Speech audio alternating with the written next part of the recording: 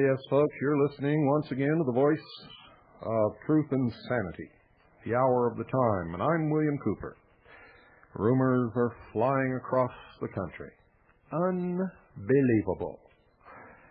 Folks, I only got one thing to tell you. Let me tell you a few things right off the bat here because I think you need to hear them. Number one, if you're one of the guilty people spreading rumors, stop it now. Number two, if you hear something, the first thing you should say is prove it. If they can't prove it, tell them to shut up and get out of your life. Number three, there are no leaks. Let me say that again. There are no leaks. If something's being leaked, it's intentional to get you to react in a certain manner. Nobody's being rounded up. There's no war going on. No one is being killed. Do you actually believe that a multi-jurisdictional task force could lease a building in Dallas, Texas, and staff it with 5,000 people?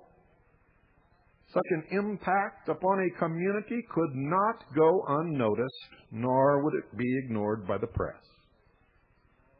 No matter how controlled the press is. Stop it. Now. Before you make somebody do something that could destroy you all. The stupidity that I see every day and the unfounded rumors that fly back and forth through these so-called Patriot networks and the Patriot Facts Network and on some of these other radio shows, which I just finished listening to 2 hours of the biggest bunch of bullshit and unfounded rumor and calls that should never have been allowed to air because all they do is spread panic, and I didn't hear anybody prove anything that was said. What is the matter with you? When are you going to wake up? When are you going to stop hearing something and just spread it to somebody else without ever checking it out? There are no leaks. I know. I was a member of the intelligence community for many years. Leaks are intentional, made to make countries, populations, armies, and political forces behave in certain ways. You people are setting yourself up for a fall. And if you continue to do it, you'll get exactly what you deserve. Stupidity deserves a smack upside the head. And that's what somebody will give you. I don't know who it will be, but I guarantee you, if you keep behaving stupidly, you will be treated like a stupid animal, and somebody is going to have you for lunch.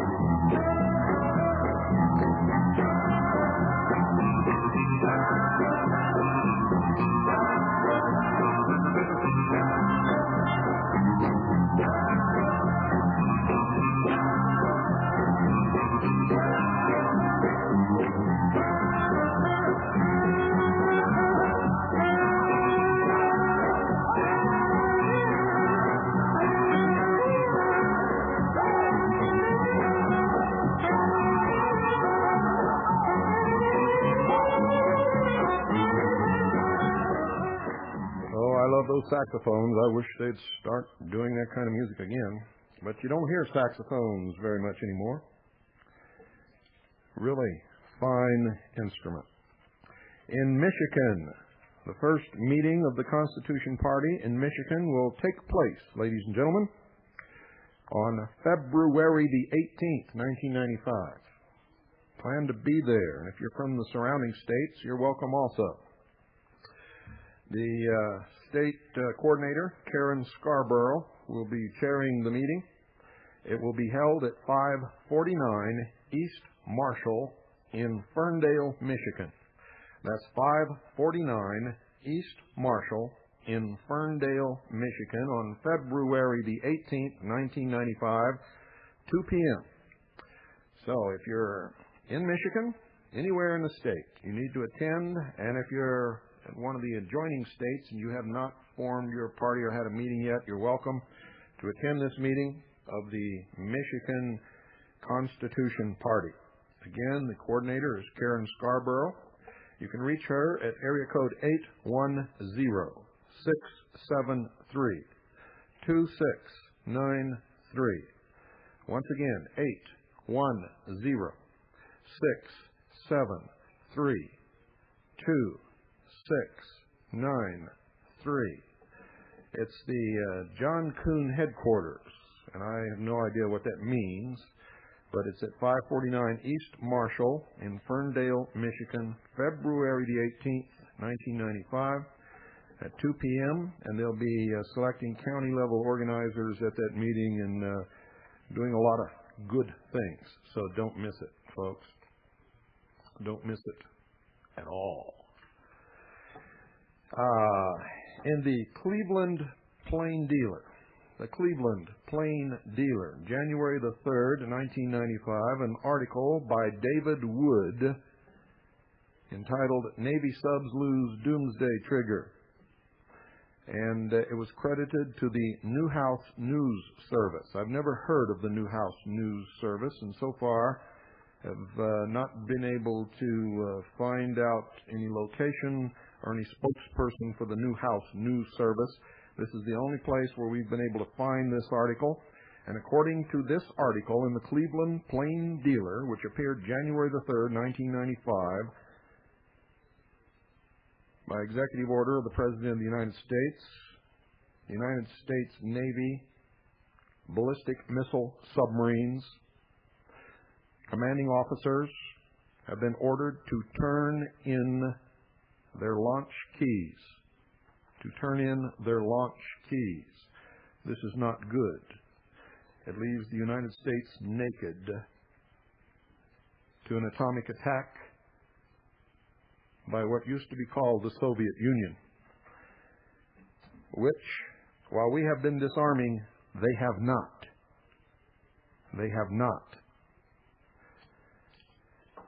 Marines descend on Kenner for urban training. And this, ladies and gentlemen, is from the Metro, East Jefferson, the Times-Picayune, in New Orleans, Louisiana. From the halls, it's an article by Chris Gray, Kenner Bureau. Marines descend on Kenner for urban training. From the halls of Montezuma to the sheds of Kenner, they came Sunday. 100 Marines on a practice mission with helicopters, camouflaged trucks and explosions loud enough to startle a neighborhood. The siege started when the Marines arrived at the 6th and Hollandaise Street area and attacked an abandoned warehouse and boarded up house using explosives to force open doorways, spokesman Jason Johnston said. The bombing sounded far away to Robert Benintende until a shock sent his bedroom mirror crashing. I thought something had happened at Shell, and Norco said Benintende, who lives at the corner of Daniel and Toledano Streets. Then this fell and scared the hell out of me. Other Kenner residents also reported hearing the explosions around 10 p.m. It's all part of urban training for the group, which hails from Camp Lejeune, North Carolina, and has been practicing with Gulfport's 24th Marine Expeditionary Unit. The force must furnish practice before it heads to the Mediterranean in March, Johnston said. South Kenner was chosen because of the numerous boarded-up buildings the airport owns in the area. Johnston would not say how long the mission took. That's classified, he said. The soldiers pulled out late Sunday, moving on to Mobile, Alabama, and Kenner appears secured for the time being. But advance warning isn't a military trademark, and residents should watch their mirrors just in case. It could happen again, Johnston said. It goes day by day. Mediterranean, huh? Sure. Want to buy a bridge, folks? I got a bunch of them for you. Has nothing to do with the Mediterranean. It's happening all over the country. All over the country. You get fact on the hour of the time. You get truth. You don't get a lot of rumors. You don't get a lot of BS. You don't get unfounded, unproven reports. And we don't spread rumor here, nor do we allow you to when you call in. From Nexus, Volume 2, Number 23, will mobile phones become mobile ID tags? Not many people realize that the technology exists to track a person's whereabouts from their mobile phone handset via certain types of satellite. The next step in our technological evolution from the consumer's point of view is that virtually everyone will have their own personal mobile phone with their own personal mobile ID number. Each of these mobile phone handsets emits a virtually continuous signal, which is picked up by satellite or ground tower and relayed on. It is rumored that most handsets emit this signal even when the power is turned off. It is any big brother's dream come true in terms of knowing where everyone is at any time.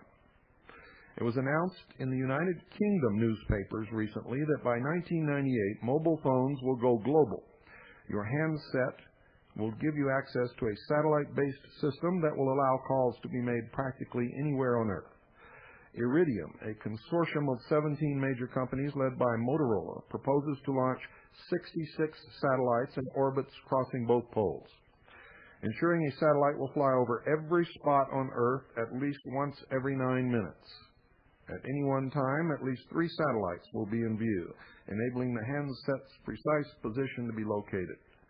Source, the Weekly Telegraph, United Kingdom, number 173, 8 November 1994, 2nd through the 8th, since it's a weekly, 2 through the 8th, November 1994 issue. And Canadian neo-Nazi group created by Britain's MI5. And this is from Nexus, Volume 2, Number 23. Canada's government-appointed intelligence watchdog group is investigating allegations that the Canadian Secret Intelligence Service, CSIS, the counterpart of Britain's MI5, founded and steered Canada's main neo-Nazi organization, Heritage Front. These allegations are also made in a book titled The Ugly Truth About the ADL, which uncovers most neo-Nazi provocateurs as a completely controlled international product of British intelligence operations in North America and elsewhere, with the American Anti-Defamation League playing a special starring role. According to the Toronto Sun, one Grant Bristow organized the Heritage Front whilst in receipt of $50,000 per year from the CSIS, and then threw himself into running a small unit of the front that specialized in dirty tricks campaigns against anti-racists by infiltrating such groups and setting them up against each other. Sound familiar? The tactics of creating an imaginary enemy to justify funding are not rare. Take the recent case of U.S. mayoral hopeful Donald Mintz. He produced and distributed disgusting anti-Jewish leaflets and then appealed to the Jewish community for campaign funds to fight the racists. In this case, a local reporter caught him in the act and dashed all hopes of being elected. Source, The New Citizen, October-November 1994. Understand that, folks, when you listen to these rumors, artificial enemies. And don't be afraid. You see, if an attack does come against the American people from any source, within or without, if it does come against individual militia units, why are you afraid? You know, and you've been preparing for this for a long time. If it happens, you're either going to go to their aid and you're going to help them, or you're going to crawl in a closet and hide. And it's just as well that we find out sooner than later who's going to hide and who's going to help. You understand, dummies? I know you don't like to be called dummies, but I'll tell you something. The day you quit acting like it, that's the day I'll quit calling you dummies. That's the day I'll quit saying that the majority of the American people are stupid and ignorant and apathetic. That's the day that we might save this country. From the Jersey Journal, Saturday, December 31st, 1994. Hate material found in car along with dynamite sticks. Listen to this, folks, by Jeffrey Gold, Associated Press writer, Newark, New Jersey. Hate material, including swastikas and writings of Adolf Hitler, were found with several sticks of dynamite in the trunk of an abandoned car, police said yesterday. Police also discovered a videotape from a band called the Chemical Nightmare that they suspect may be linked to the hate movement. Satanic material was also found. Now I ask you folks, what is the hate movement? Who belongs to it? What are the clubs called? Where do you find them? This is an ADL scam job if I've ever seen one in my entire life. ADL written all over it. An abandoned car with hate material including swastikas and the writings of Adolf Hitler, which you can find in any library, but the library is not labeled a hate group.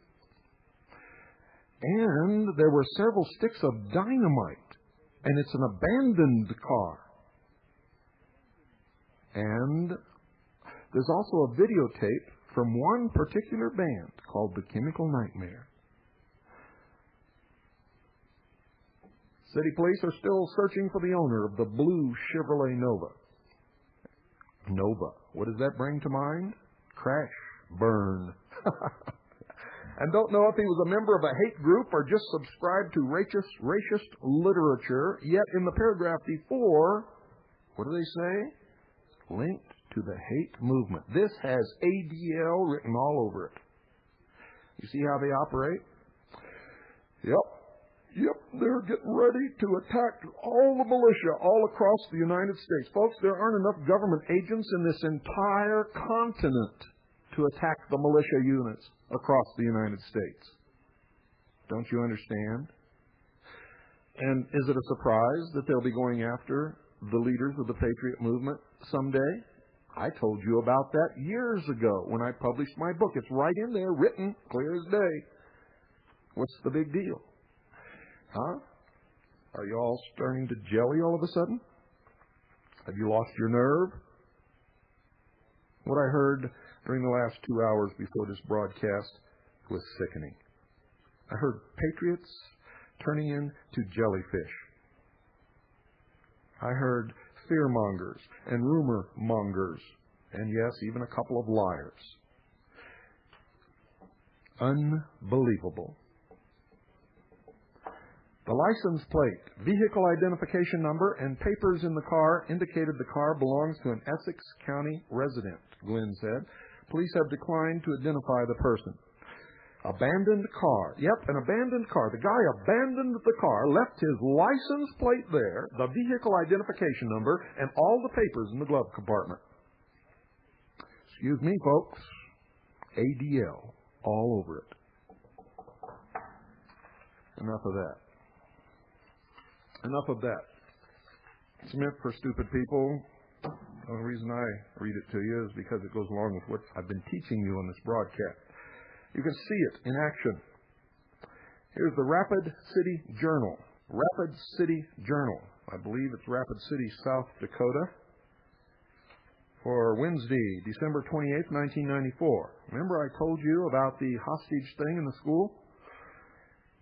And this confirms exactly what I told you, folks. This article is written by David Bowder, hostage hero, thought he'd be killed, Associated Press writer, Albany, New York. And I'm going to skip the first part of this and go right to paragraph. During the standoff in the State University at Albany classroom, Tortorici had asked in a rambling talk to speak to the president and governor and said he had a microchip implanted in his body. I was right again, folks. I said it on this broadcast on the day it happened, and you never saw it or read it anywhere else until it appeared in that paper, and then you heard it again here. Could the elections be rigged? From the Michigan News in Burton. Residents in the Flint suburb of Burton will cast their votes in the November election by touching a computer screen. Genesee County Clerk Michael Carr said the test of the Patriot voting system will be the first in the United States. The system will be used in one Burton precinct. Burton already uses an online system to verify voter registration. The Michigan Board of Canvassers approved the Patriots' use in the state earlier this year. Elections Supervisor Eric Kaufman said the big advantage of computerized voting is the need for fewer election workers and faster vote tabulation. Up to 70 people have had to work until 2 or 3 a.m. tabulating the county's punch cards. Oh, what a terrible hardship. Oh, my goodness, Americans had to work for a few hours. Oh, my goodness, until 2 or 3 a.m. in the morning. We have to change that. Oh, my goodness, we can't have these paper trails. Oh, no, let's have a voting system where you just touch the screen. And before you go in to touch the screen, we'll have voter registration verification by computer also, so that we can resurrect all the dead people we want to and make sure that whoever we want to get elected gets elected, of course. Never mind what the people want. Right? Results from the computer voting should be ready soon after the polls close. Oh, yes, they will. You better wake up. The alarm went off a long time ago. You people are still sleeping.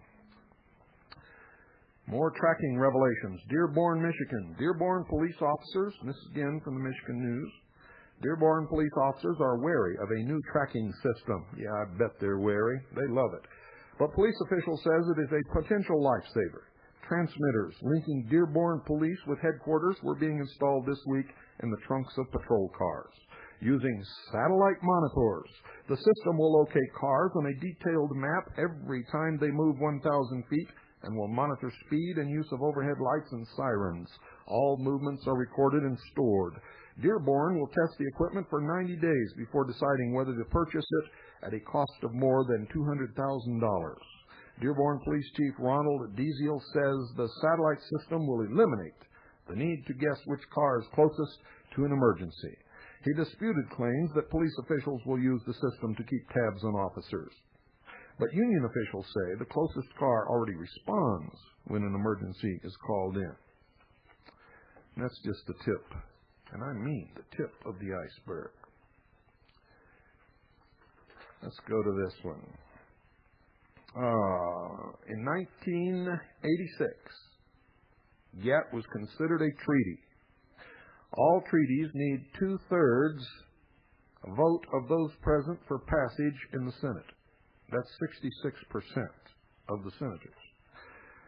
Then Senator Lloyd Benson, sponsor of Senate Bill S-1837, proposed a grant of authority to then-President Reagan to engage in a new round of GATT.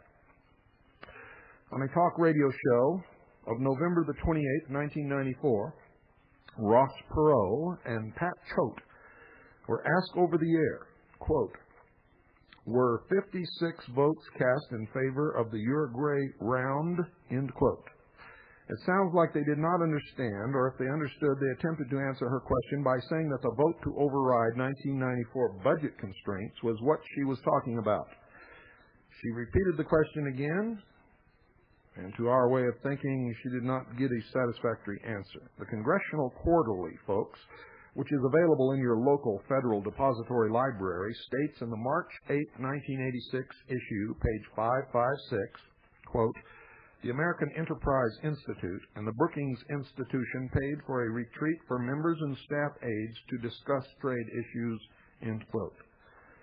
The Congressional Quarterly of September the 15th, 1986, pages 2083 through 2086, goes on to say, quote, "This one, 8th round of GATT, will determine if GATT lives or dies as an international institution," end quote.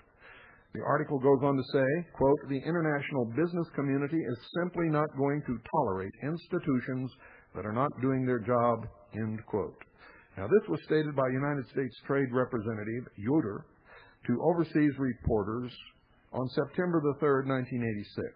The article goes on to say, quote, "C. Michael Aho, a trade specialist at the Council on Foreign Relations in New York City, called the GATT a mirror of the amount of political commitment that governments want to put into it. There are times when countries, including this one, want to go off and do things on their own," end quote. If you want the audio tape or copies of the Congressional Quarterly, please call Facts Are Right. Call Facts Are Right to Charles R. Spross, S-P-R-O-S-S. Charles R. Spross, S-P-R-O-S-S. At Operation Freedom. That's Operation Freedom. Post Office Box 941213. That's 941213. Maitland, Florida. That's Maitland, Florida, spelled M-A-I-T-L-A-N-D, zip code 32794-1213. That's 32794-1213. You can phone 407-740-0224. That's 407-740-0224. Our fax 407-644-2717. That's 407-644-2717. And another interesting article worth quoting comes again from the Congressional Quarterly, September 6, 1986 issue, which stated, folks, quote, "The GATT's Tokyo round formally got underway in January 1973 when the Nixon administration officially lacked congressional authority to negotiate. It gained that authority by the time serious progress in the talks began 2 years later," and that's on page 2086. The question is, since GATT is a treaty, is it really in effect? Or are you all falling for another scam job under the color of law? Wish I had a creaking door. Really like that sound in instances like this. Don't go away.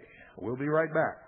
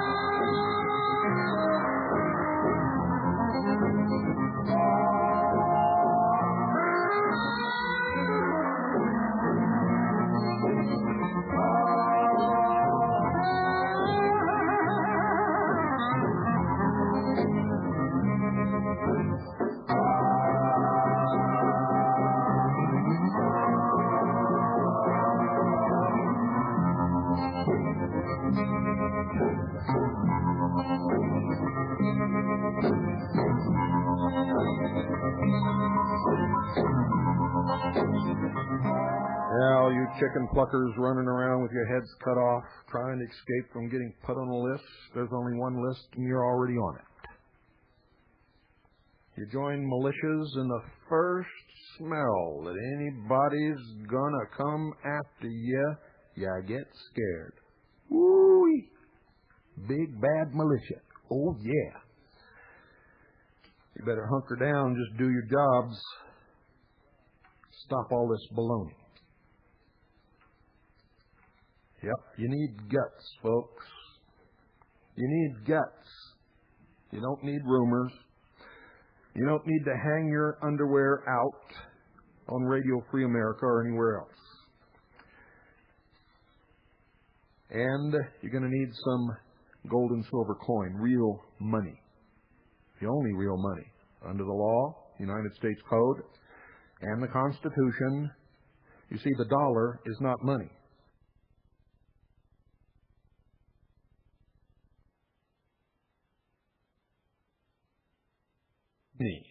It is an instrument of debt.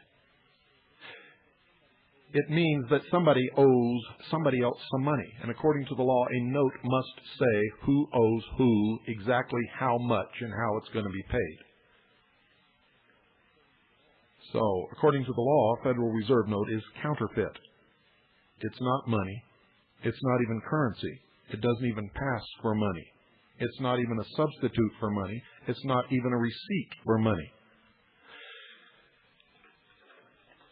And when everybody realizes this, and when things come down to the very basics, if you don't have any real money,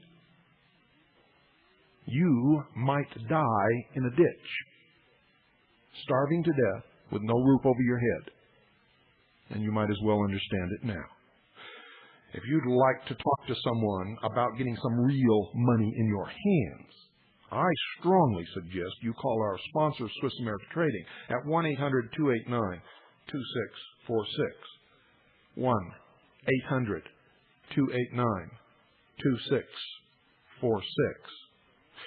You see, the law, the United States Code, states that money is gold and silver coin.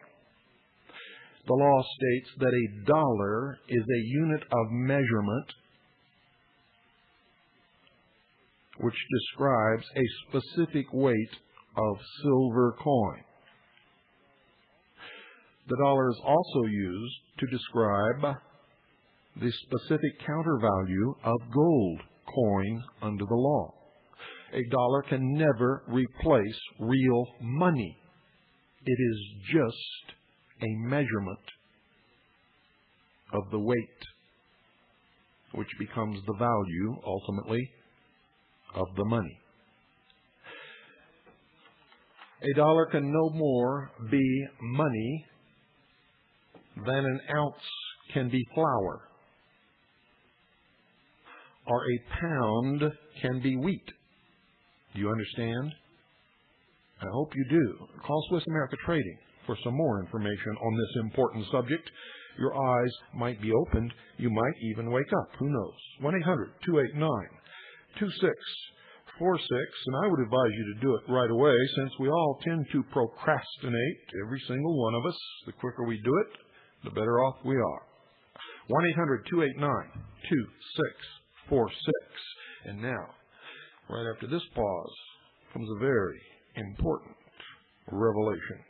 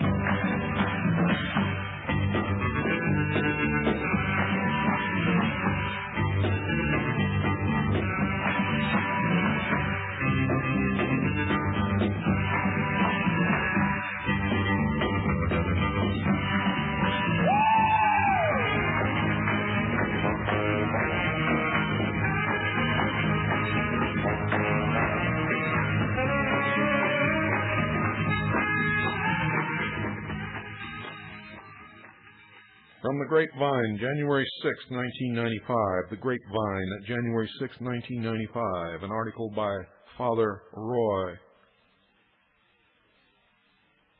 Bourgeois, entitled School of Assassins. And right at the top of the page is a big, fat photograph of the kisser of Lieutenant Colonel Bobo Grits, former United States Commander, Special Forces, Latin America. This article, it says, and I quote, will restore the reader's faith in the ability of the human spirit to triumph over even the most frightening side of human affairs.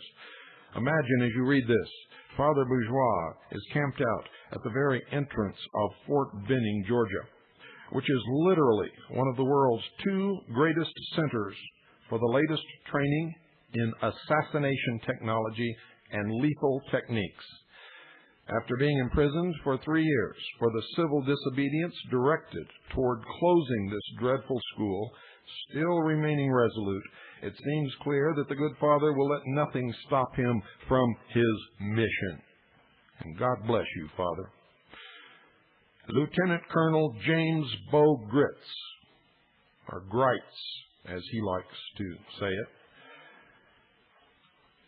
We like to say Grits. We like to say Bobo Grits. Bobo because he's a fool, to think we're so stupid that we'll never catch on to his lies and his deceit. And Grits because someday when all the patriots in this country wake up to who he really is and what he really represents, they're going to have him for breakfast. Lieutenant Colonel James Bo Grites is a frequent visitor, lecturer to the Phoenix area.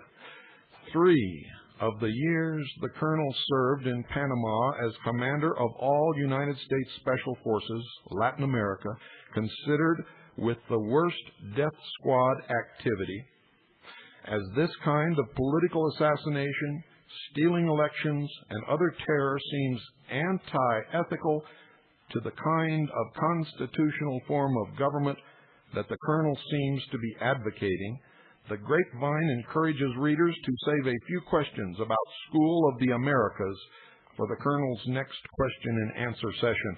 Specifically, quote, can a leopard change his spots, end quote. You see, I'm not the only one that caught on to this fellow,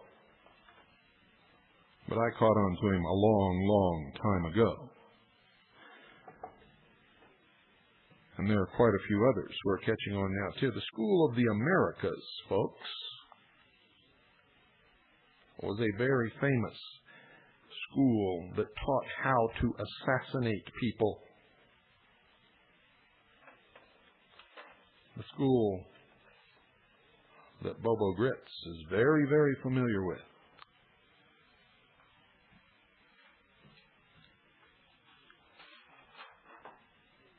Now, the BATF has classified the 1873 Henry rifle and 13 other lever-action relics from the Wild West as ammunition feeding devices and banned their future manufacture under the new crime bill.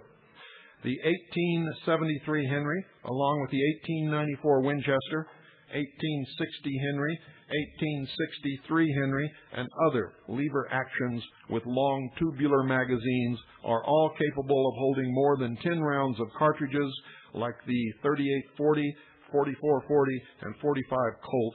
Hence, they are ammunition feeding devices and illegal, end quote. How about that?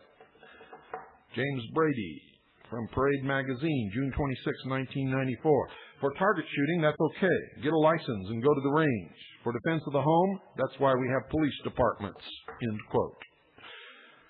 Thomas Jefferson Papers, 334. C.J. Boyd, editor, 1950. Quote, the strongest reason for the people to retain the right to keep and bear arms is, as a last resort, to protect themselves against tyranny in government, end quote. Now, from the San Antonio Express News. San Antonio Express News. By the way, the page this article is written on is recyclable. Friday, December the 30th, 1994. New Year will bring tougher state laws to battle crime. Associated Press. Whatever else the New Year brings, Americans will see a raft of state laws aimed at making them feel more secure. Yep, take away my freedom, put me in chains, lock me in a prison, and I'll really be secure. Around the country, lawmakers have come down harder on criminals, particularly young ones. They've also drawn the line on secondhand smoke in California, impatient drivers in New Hampshire, and stingy insurers in New Mexico. A look at state laws taking effect Sunday offers a glimpse of what the nation has on its mind. Legislators play to public concerns, and crime was the concern through most of 1994, said Larry Sabato, a professor of government at the University of Virginia. Now, for those of you who have my book, you'll notice that I wrote in there that drugs will be brought into the country. They'll be proliferated amongst the poor and minority neighborhoods. Guns will be brought in and sold to those people. The drugs will be pulled back. The price of drugs will get higher, and they will become more scarce. And in the name of taking the guns and crime off the streets, including drugs, Americans will scream for security and give up their freedoms. I wrote that years ago. It's coming true, as almost everything that I've ever predicted. In fact, everything that I've ever predicted has come true, except for one thing. One thing, folks. And I've already told you what that is, so I'm not going to reiterate it again tonight and waste more time. According to this article, one of the toughest new crime laws is Georgia's two strikes you're out measure, which imposes life without parole for a second violent offense. Now, what does that mean? Does that mean you and your buddy have a few too many drinks one night and you antagonize each other and you both take a crack at one another, and there happens to be a police officer standing nearby, and that's one? And maybe later you have an extreme backache and have a couple of drinks, and maybe somebody irritates you a little bit and you yell and scream and throw a glass at the wall. Is that too? Are they going to give you life for that? Just exactly what does this mean? Voters overwhelmingly approved the punishment on Election Day. New Jersey's Megan's Law will require police to inform communities when dangerous offenders are in their midst. It was prompted by the slaying of a 7-year-old Megan Kenka, allegedly, untie my tongue from my wisdom tooth, allegedly by a convicted sex offender living across the street. Under New York's tough new domestic violence law, arrest is mandatory when someone violates an order of protection or stalks or hits a family member. Well, that's funny. Lars Hansen has been stalking me for years, and he's not in jail, no matter how many complaints I've made about him.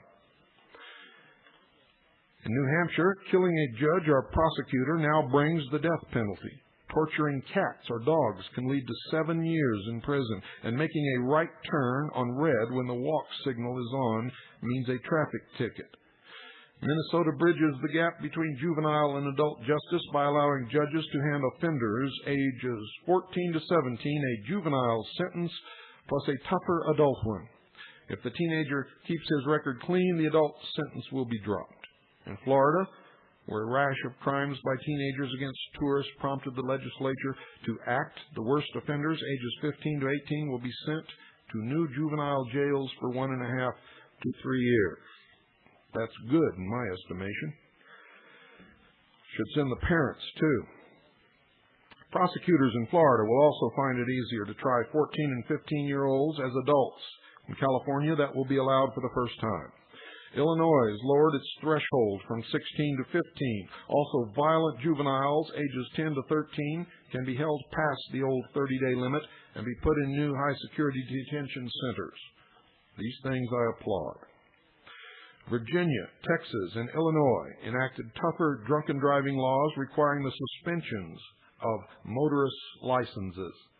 In addition to new criminal laws, Americans in some states will see new safety and environmental measures. Starting on Sunday, South Dakota will impose a $20 fine for failing to wear front seat belts. Auto emissions will be tested more stringently in Maryland.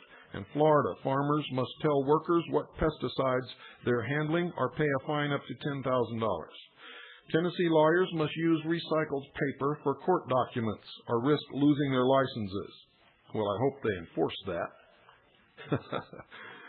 I wish they'd all lose their license.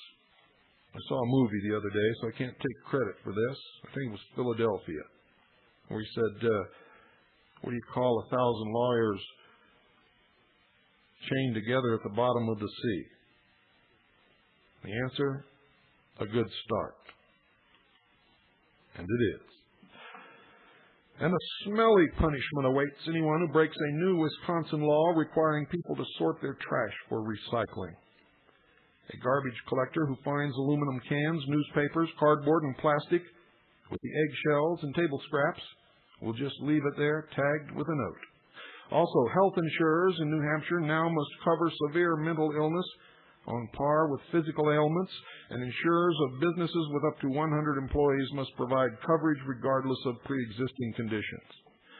Now, it says with up to 100 employees. It doesn't say 100 or over.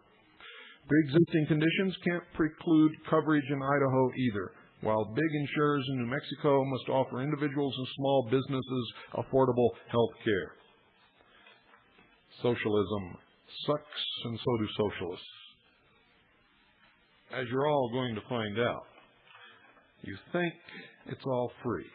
Oh boy, wait till you see what it really costs. Yeah, then you'll really start screaming, but then it'll be too late, won't it? Frederick Bastiat, the French philosopher, economist, said this: when law and morality contradict one another, the citizen has the cruel alternative of either losing his sense of morality or losing his respect for the law. End quote. We Americans are increasingly encountering Bastiat's cruel alternative. Matters may be even worse than the dilemma Bastiat saw, for Americans may be losing both their sense of morality and their respect for the law. Traditionally, the common law assumption was that if one behaved morally and used common sense, the reasonable person, doctrine, some of his actions could possibly lead to civil penalties for mistakes and accidents, but not often to criminal penalties. That's the reasonable person doctrine.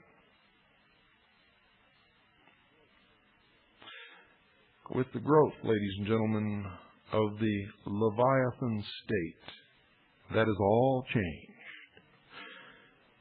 Under what lawyer James V. DeLong calls the, and I quote, new criminalization, end quote, laws that regulations with their technical complexity and arbitrary provisions, no one can rely on his moral compass or common sense to steer him clear of either criminal or civil prosecution. For example, several years ago, an engineer was contracted to do work on private property. Guess what? He was imprisoned for polluting the navigable waters of the United States by dumping 2 truckloads of soil on dry land. He dumped the dirt on dry land and was accused and imprisoned of polluting the navigable waters of the United States. A rancher was criminally prosecuted for clearing brush from old irrigation ditches. Another man was brought before a grand jury for stabbing a falcon with a pitchfork as it was killing one of his chickens. Another was charged for shooting a bear in self-defense as the bear was trying to eat him. 500 Newark, New Jersey citizens were fined for putting aluminum cans in with their trash. The Occupational Health and Safety Administration, OSHA, fined a Boise, Idaho plumbing company $7,875 when company workers rescued a fellow worker without shoring up the collapsed trench and donning hard hats before they pulled him to safety.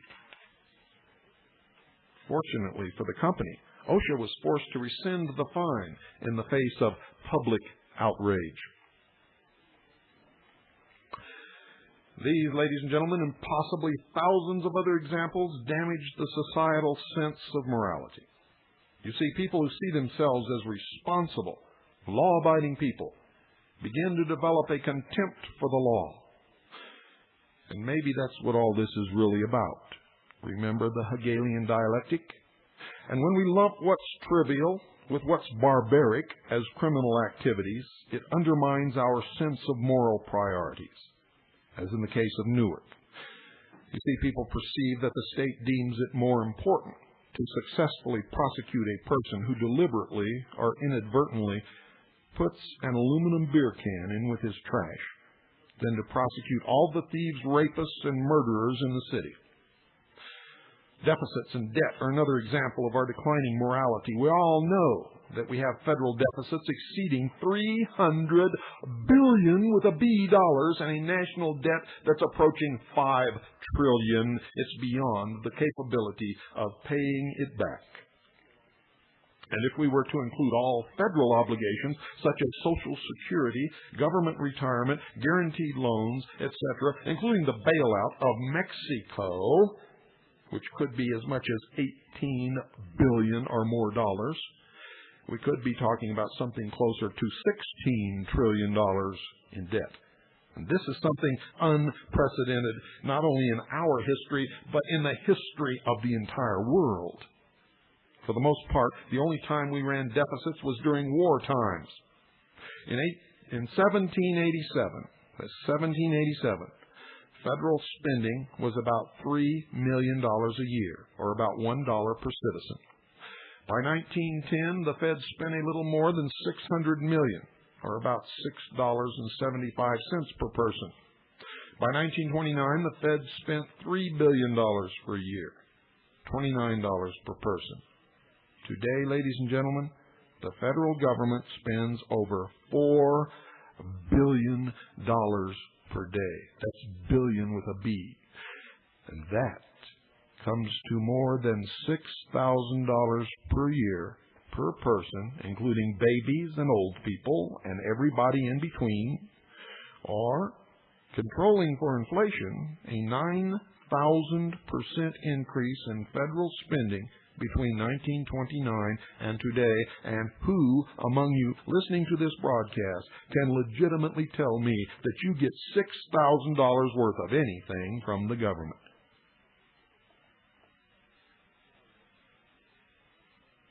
The colonists, who were paying about 67 cents a year in taxes, went to war with Great Britain, claiming taxation without representation is tyranny. But folks, it wasn't really taxes they went to war over. It was the fact that Britain took away our ability to create our own money and demanded that we borrow money from the Bank of England at interest. That's what the Revolutionary War was really about. Our profligate spending is an example of moral decline because we've lost fiscal discipline and regard for future generations. You see, you say you care about your children and your grandchildren, but then you behave in a manner that tells me and others that you don't give a damn at all. Period. You question my decision to stand on United States soil and fight for my country, while whenever Uncle Sam requires you to send your children off to die in some God-forsaken sand heap,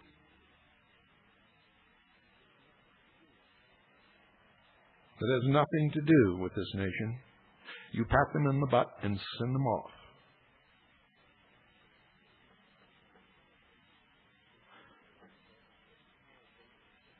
After all, folks, what is the moral basis for imposing massive obligations on future generations in the name of bread and circuses? But there's very little indication or incentive that Congress will reverse what has become a pattern of gross irresponsibility. You see, in 35 years, we've had one balanced budget. And Congress makes pretenses. Congress passed the Budget Control Act of 1974. Is the budget in control? In 1979, Congress passed the Balanced Budget Act, which made a balanced budget the law of the land. Remember the 1984 tax increases that were widely publicized and sold to Americans as a down payment on the deficit? Has the budget been balanced? Do you really believe it's going to be balanced by these gang of Republicans? How about the 1985 Graham-Rudman-Hollings Emergency Deficit Reduction Act, which mandated a balanced budget by 1993? What year is this? And what is the deficit? What is the debt? And how many of you know that there's a difference between the two? How about the tax increases of the 1990 budget deal to bring the 1992 deficit in at $168 billion? $168 billion. Last year, folks, we had the 1993 budget deal, which enacted the largest tax increase in our history. The largest in our history. There's no evidence that Congress can ever or will ever get our fiscal house in order. In fact, the only chance Americans have to avoid ultimate fiscal calamity is the enactment of a constitutional amendment limiting federal spending to a fixed percentage of the gross national product, not a balanced budget amendment. Former Congressman Ron Kyle in the last session of Congress managed to get 70 co-sponsors for his amendment limiting federal spending to 19% of the gross national product. I hope he'll pursue that. But I don't see it happening. For I still look out across America and I remember the tenet of the Illuminati. A nation or world of people that will not use their intelligence are no better than animals that do not have intelligence. Such people are beasts of burden and stakes on the table by choice and consent. Good night, and God bless you all, and God save the Republic.